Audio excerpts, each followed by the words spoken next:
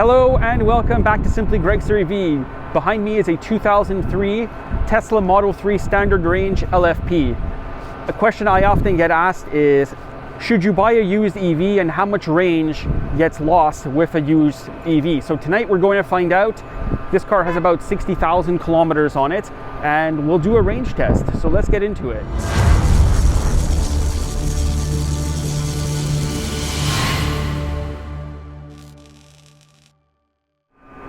So here we are with the Model 3. We're at the Petro-Canada site where we are in Le Cèdre or Saint Lazare, Quebec. Highway 20 is over there. So the plan is we're going to charge the Model 3 up to 100%. This is an LFP battery pack, so lithium ion phosphate. We'll go up to 100%. And it is quite cold tonight. Tonight is about 0 degrees Celsius, -1, -2. And I believe there is a headwind. So we're just at 81% now. We'll go up to 100. Still pulling 56 kilowatts, not bad. I'm actually surprised this site's working because generally it doesn't. It's also very loud. But yes, we have the Model 3 Standard Range that we rented. I had a lot of Hertz points this year from our various trips in Europe. So I figured why not rent a Model 3 and do some testing with it. Finished in beautiful ultra red. Kind of matches this charging site nice.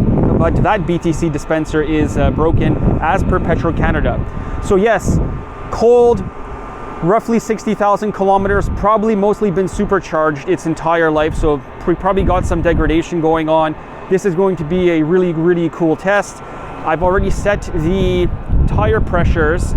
I've set the tire pressures on the car to spec, 42 pounds front and rear.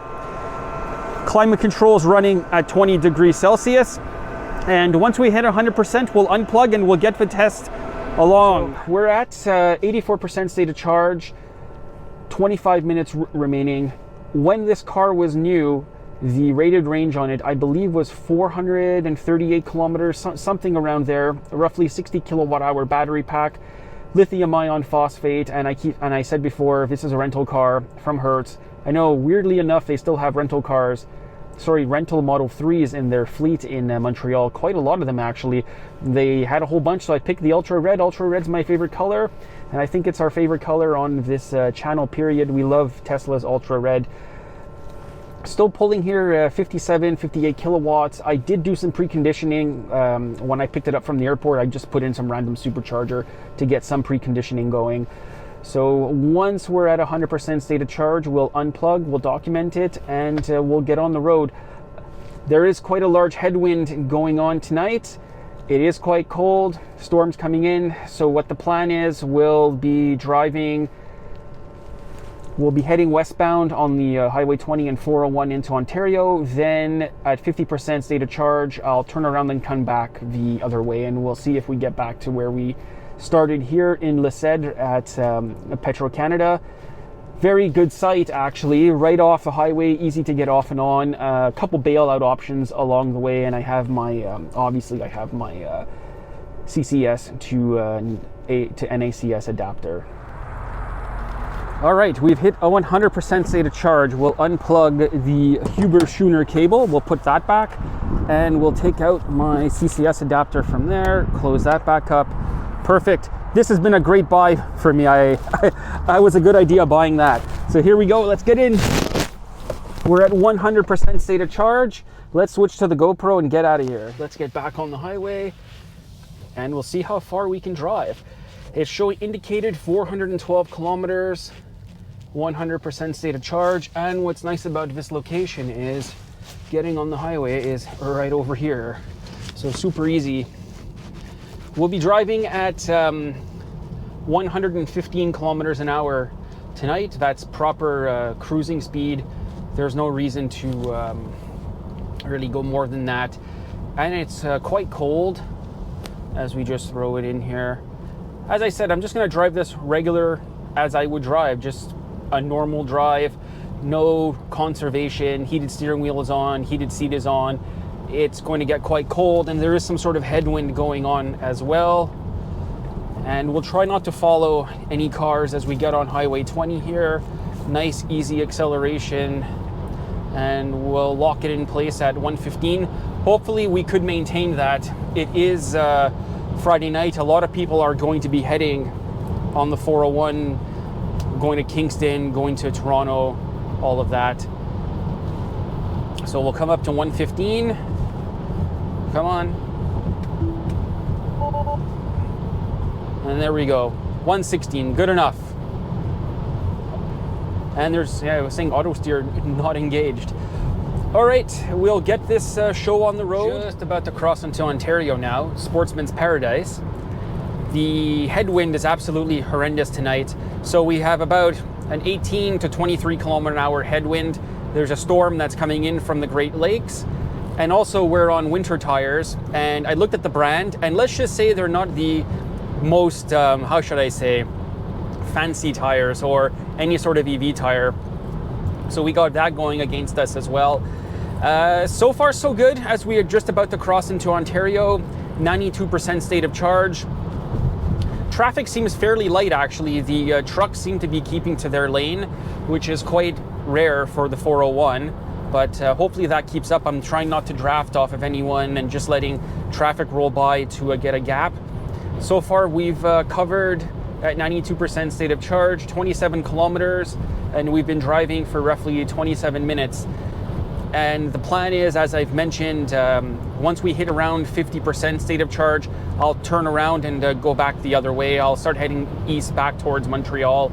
I don't know where we're going to end up, but given the rate of the electrical consumption, probably I'm going to say somewhere just after Brockville, Ontario, off the 401. That's what I'm judging by based on the numbers I see. But we'll check in a bit and we'll keep you up to date. So far so good. Everything's well here. Tesla's comfortable. Everything's working good. Just giving you our 80% state of charge update. Traveled 60 kilometers. We've been driving 44 minutes, averaging 190 watt hours per kilometer. Yeah, that's 190 watt hours per kilometer. Sorry, I did read that right. Used about 11 kilowatts of energy so far. Everything's going well. I chose the 401 simply because I live in the city, and doing a range test, if I left my house, it would take forever to get to the highway. Then in Montreal, the speed limits are mostly around 70 kilometers an hour, and everything's slammed in traffic these days. So that's why I decided to head out to Saint Lazare and charge the car up there. Then you get right on the highway and you drive. So we've just hit 53% state of charge. I'm going to turn around now and get back on the 401 heading eastbound back towards Montreal. Now it is nighttime and I can't see anything. So I think we go this way to Bridge to USA, and we should be able to get back on the 401 heading westbound. Yes. Can't see anything out here. It's like being blind at nighttime. Yeah, that wasn't too great. That run 135 kilometers to 53% state of charge, 1 hour and 24 minutes. As we get back on the 401 eastbound here, we'll reset trip B. I really can't see anything out here. My eyesight at night is not the greatest. It's not the greatest at nighttime, especially with reflections. It really sucks. That's why I don't really like driving at night. But this weekend is an action-packed weekend with this car and family events. So we'll get back on the highway here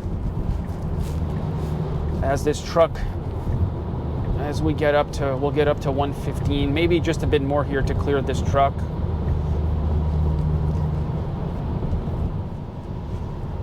We're just about to hit 40% state of charge, 35 kilometers driven since we turned around.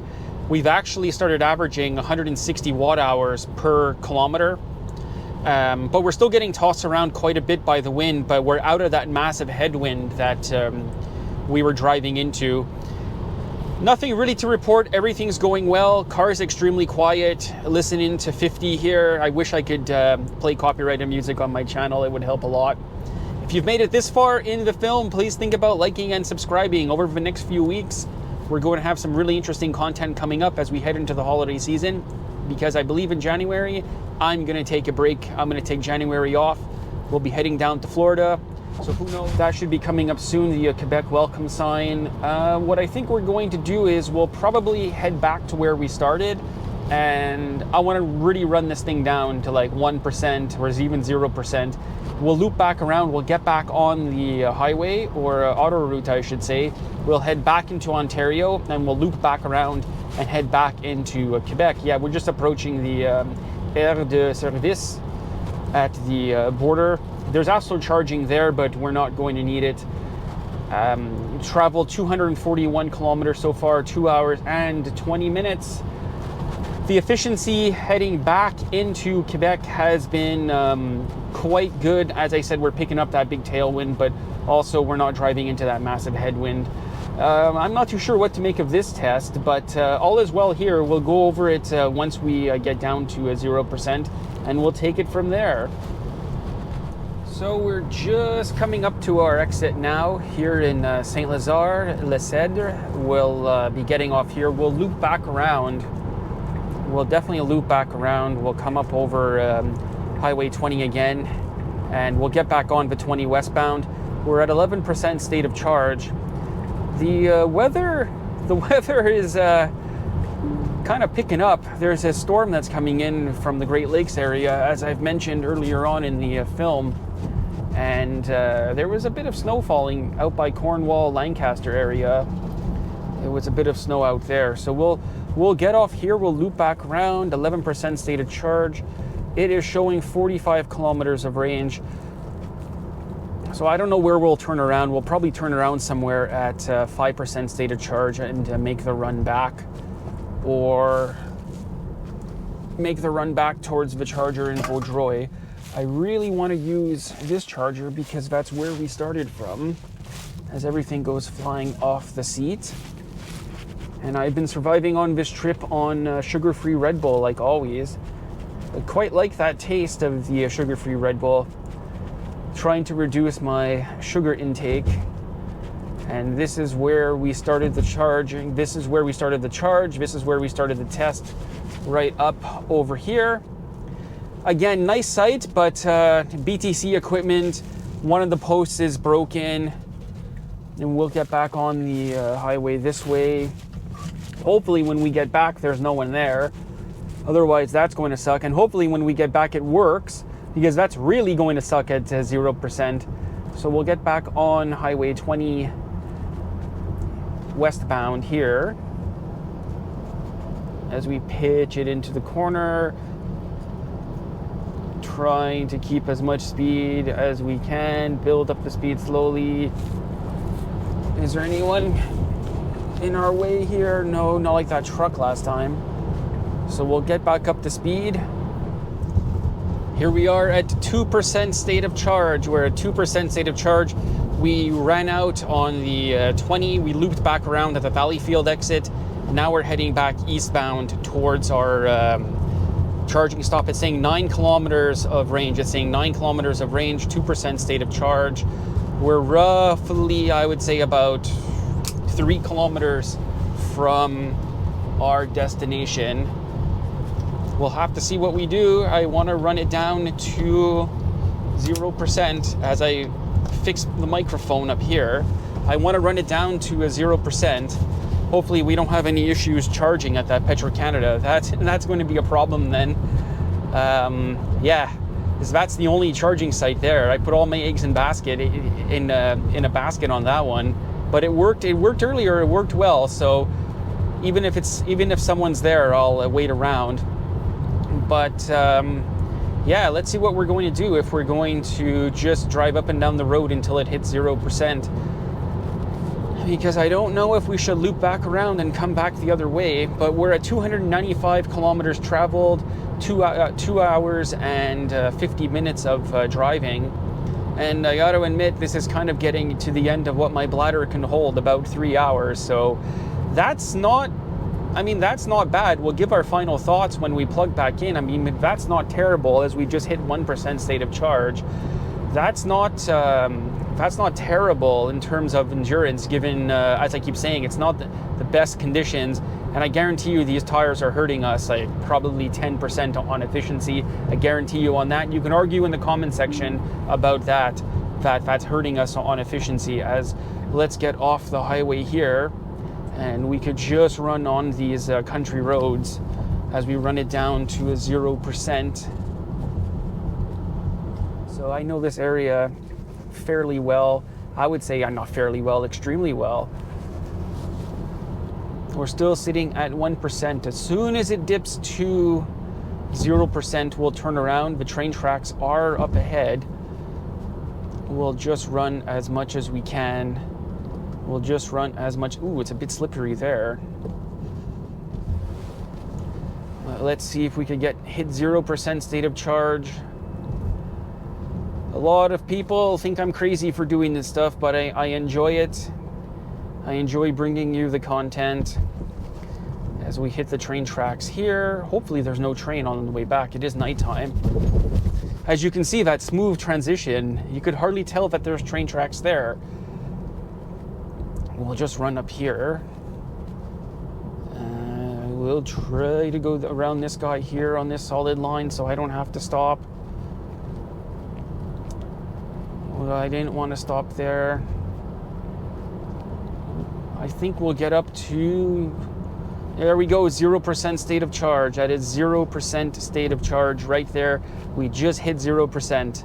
So let's turn around. Let's turn around pretty much anywhere. Let's see if we could get in someone's driveway here. I don't really have to keep going longer than we need. This looks like a good spot here. We'll just loop around in here and get back on the road. We'll loop back around. As you can see, my driving skills, that was a quick one. So we'll drive back to the charger. So what do we have on here? Where did my trips go? Trips.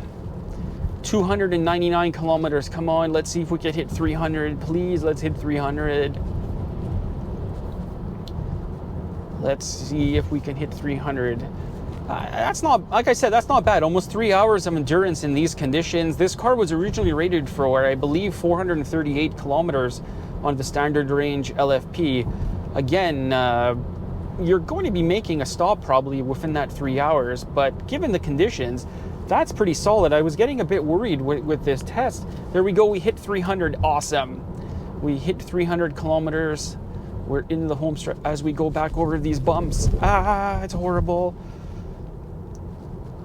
I'm happy with that. 300 kilometers in these conditions, I will take it. And I believe this is about a 60 kilowatt hour battery. So yeah, all is well. We'll get plugged back in here at the Petro-Canada. I will run to the washroom and we'll go through it, everything. We're arriving back to where we started. This is so awesome. Down to 0% arrival. That's how we do it on this channel. As the man in the 4Runner seems very confused where to go. Awesome, I'm so happy. I am so happy right now. We'll put this back in. I wonder if those same guys are working. That's gonna be pretty funny. It's like, hey, wasn't that guy just here like 3 hours ago charging?